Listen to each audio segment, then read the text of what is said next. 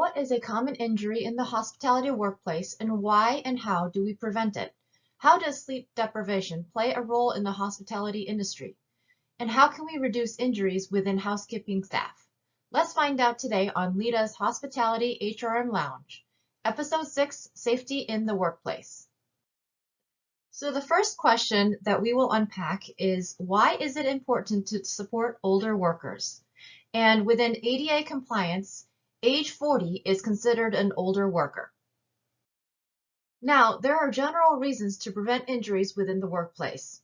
First, there's a rise in cost for the employer. When a workers' comp claim goes through, there is administrative time that is taken up.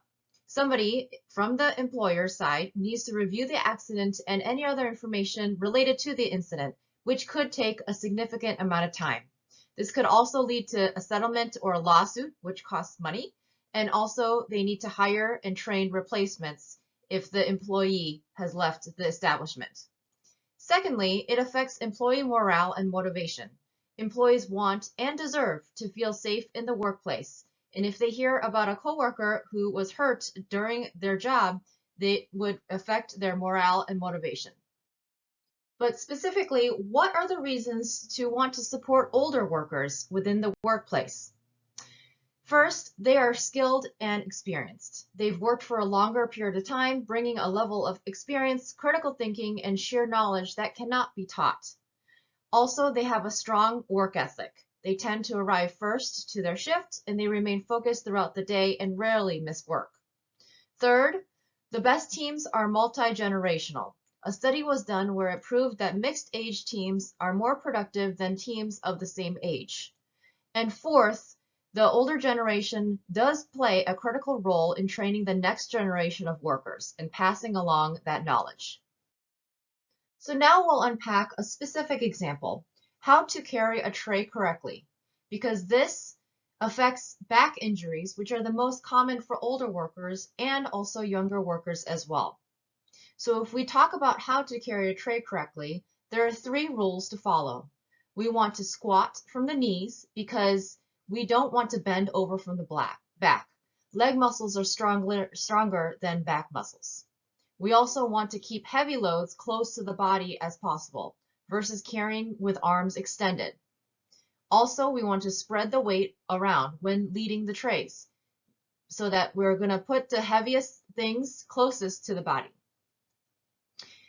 There are ways to incorporate these tips into the training programs for both managers and all employees of all levels. We want to educate how to carry a tray properly. We also want to educate on why we want to carry a tray this way and what you are trying to avoid, which is back injuries or any other physical injuries. We can also place visible signs near the employee locker area to remind the employees on how to carry a tray, even as simple as it is, so that they go about their day doing it correctly. The second question that we will unpack is a 2-part question. How does sleep deprivation affect hospitality employees? And what can you do as a manager to ensure that you are not contributing to an employee's lack of sleep? So when we talk about the effects of sleep deprivation in the hospitality industry, it is a serious problem. There are many different ways that it affects an employee's life. It affects their social life because the staff is working late night shifts and can often feel isolated from loved ones since their social lives don't align. They can also become irritable quickly and also lose their temper. They also can increase in negative influential lifestyles. Restaurants are plagued by high rates of insomnia, depression, suicide, substance abuse, anxiety, and other mental health issues. It decreases productivity in the workplace. And also, a recent study stated that 11% of hospitality staff had a recent accident at work as a result of being tired. Because it affects hospitality employees in so many areas of life, both socially and professionally, it leads to high turnover and low job satisfaction, and ultimately affects the guest experience and productivity. So what can you do as a manager? There are several ways to be a positive influence as a manager to a hospitality employee. First, we can show concern for the employee. We're going to talk about it and show concern for their physical and mental health. Also, we can review their schedules to make sure that they are not on closed to open or anything too close to each other, so they have the opportunity to get ample rest between shifts.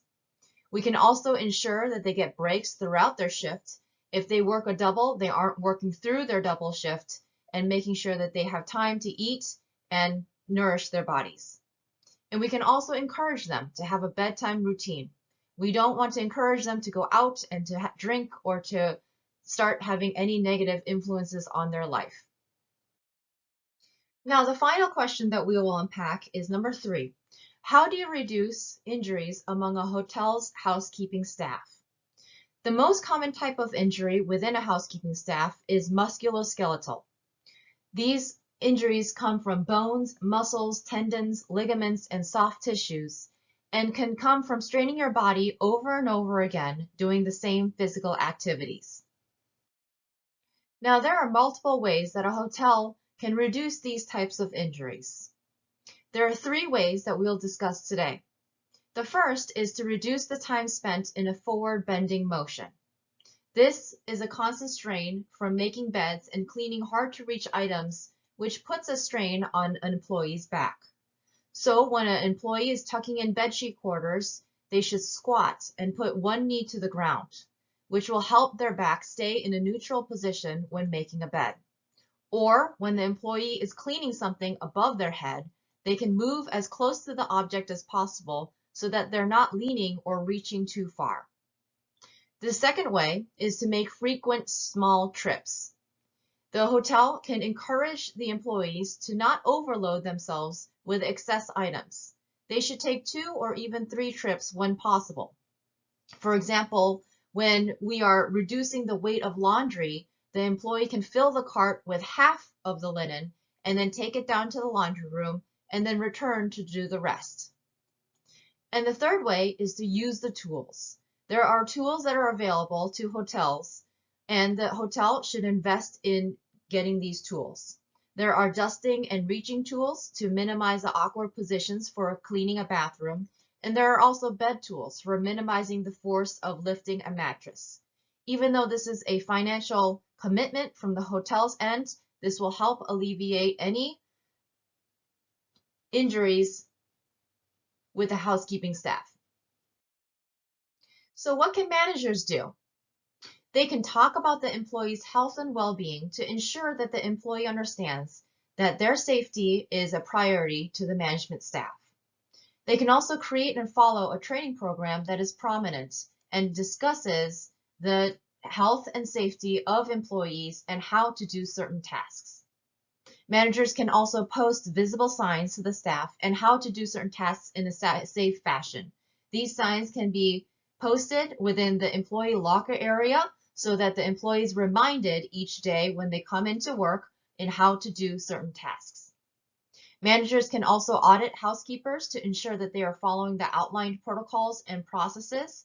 This way, this is a spot check in order to make sure that the employees are not putting themselves at a higher risk of injury. And managers can also provide housekeepers with the right tools to do the job. This will be a commitment on the hotel's front. However, this will help minimize any injuries that are not necessary.